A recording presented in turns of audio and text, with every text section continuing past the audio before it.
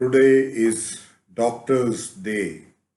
In India, it is celebrated on 1st of July every day. In different parts of the world, this is celebrated on different dates. And here I am uh, thinking about why I have become a doctor today on this Doctors' Day. In the first place, why I have become a doctor. Now, this, as I am thinking at the moment, is from my memory bank, is a combination of destiny and environment, circumstances. So, what was the destiny? Destiny was that everything happens with the will of the Creator, the energy that runs the universe. The universe that has existed from times unknown and will exist till times unknown. So, my maternal grandfather was a doctor. He was MRCP from Royal College of Physicians, Edinburgh, Dr. Jeevan Malay. He practiced in a small town in Punjab at Nabha. So I repeatedly heard this story that you have born with few healing qualities or destiny. So I was told by my mother and some other relatives that my elder brother was seriously ill, and he was quite like moribund type of situation. So, and some this in India there are people who are, they read the stars and other and make some you know fortune tellers, or they tell the about the future depending upon the date of birth and the constellation at that time, and the effect of universal energies that he will become all right when his s- brother will be born. So I was born, and they say that immediately he improved and became all right. And my mother, I was born in the mid of the day. It is a rainy season. It was incidental that, but it was told to me that the moment you were born, there was some lightning and thunder fell somewhere. So it all affects your subconscious mind, and you start believing that yes, I do have some destined qualities to heal. And then it was a chance. Uh, some people, like when I was a child, I used to go for cutting off my hair. I remember somebody came and he said, okay, this child will become a doctor. And I remember it to date. That means it affected my mind. It got into my vision. So then sensitivity, being sensitive to the misery of the ill and diseased, and the sensitivity to do something, not to ignore it, and to do something to relieve that misery. So that thing was there, an inborn, inherent thing in my mind. So that was the reason that before going to medical college, I started donating blood. And then there was that I was still not a very serious student, although in the subjects of science, physics, and chemistry, I had keen interest, and I had prizes, the first prizes in my school. But I was not a keen student about curriculum. I was choosy. I will not read everything. I will read in detail the things which I would like and may totally ignore the things I may not like. So, this was not the right thing for academic achievement or clearing your exams. This thing is still with me. I will take very, very deep interest, read many books, listen to things, audio talks about that, or see videos about those things that interest me, and may totally ignore those things which may be useful for rising in life, for monetary purposes, or other things which I will not be interested in. So that is a inherent thing and which can be changed with effort.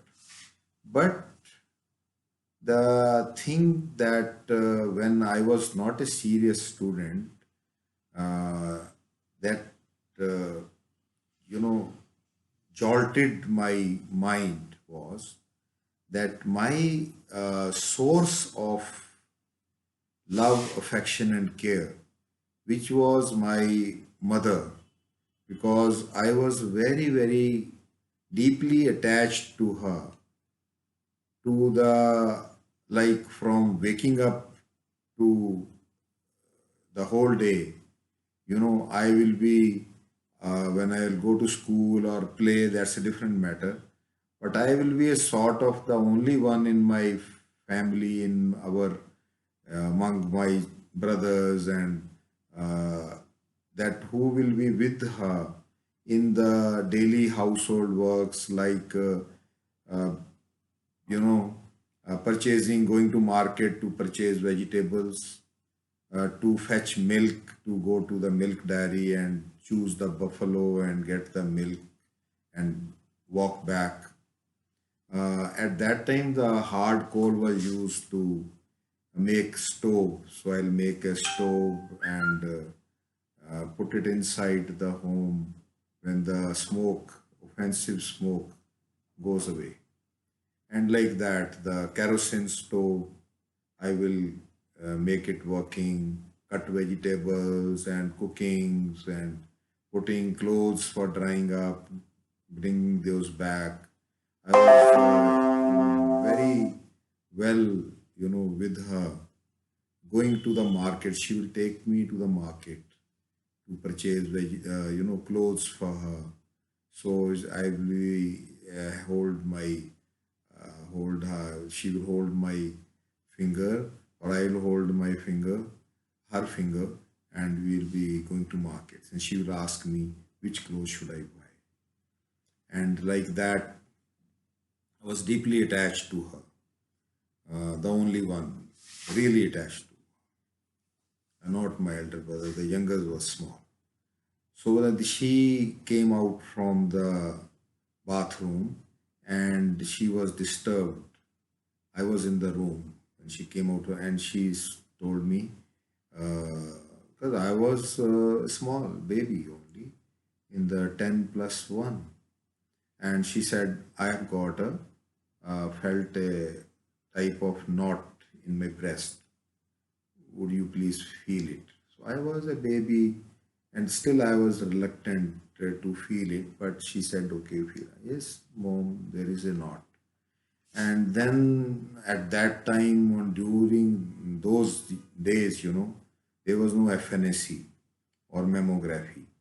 So an excision biopsy was taken, we sent for histopathology, came out to be CA, and minimal dissection surgery was not done. Chemotherapy and radiotherapy was not that well developed, immunotherapy and hormonal therapy.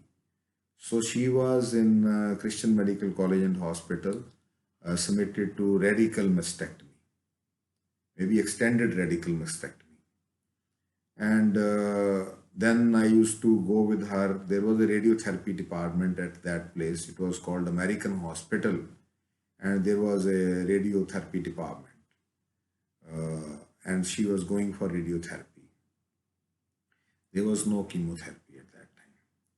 And for physiotherapy, because of the radical, extended radical mastectomy, she was given exercise to move her arm up. There was a good physiotherapy department, like, this Western controlled hospitals had good systems as per that era and availability of facilities. That was well equipped and managed hospital. But that she was stressed, and she thought really rightly, because she used to talk her heart to me, that being the daughter of a doctor, she knows that her time is limited. And she then told me that I wish you become a doctor, and a good one, to serve the people, and really try your best to relieve their misery. And I want you to become a popular doctor. She didn't mention a surgeon, she just wanted me to be a doctor. A few times, not many times, because she also didn't want to stress me, I think. So once or twice she expressed this desire. And then after 3 years, I was not even in 10 plus, maybe ninth or eighth, ninth. When I was in 10 plus 1, so she developed severe metastasis, and her esophageus, obstruction. So she couldn't swallow the saliva, and so at night the saliva will trickle down her throat and she will cough. She couldn't sleep. So she was taken for an esophageal bypass surgery by one Dr. Gill in Christian Medical College and Hospital at Ludhiana.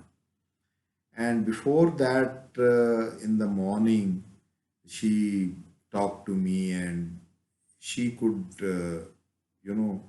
get that intuition that she may not come back. And that time, I don't know what happened. They did an esophageal bypass surgery, most probably using the stomach or the colon, I don't know. But she came to the recovery room, and later on, when I went and met her in the recovery room, at first she was all right. Then I again went her, and she was, tossing in the bed like a fish out of water. And I came out and told my father that she's tossing in the bed outside. So by the time she had expired, I don't know what happened, but she had gone to a, before the surgery, going for surgery, she told me in the morning, yet she had told the surgeon to try to completely remove her. She either wants to become normal or she doesn't want to live. Something transpired between the surgeon and her. So that is what, when I had met her before, immediately after surgery, she told me, now you go home. But I didn't go home. So that's the thing, coming to a personal feeling of feeling uh, the disease and death are things which are created by the Creator.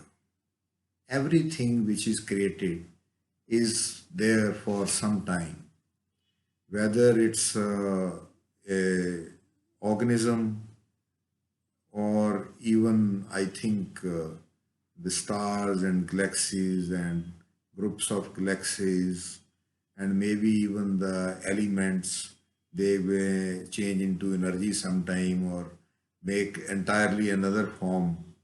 But this is the thing that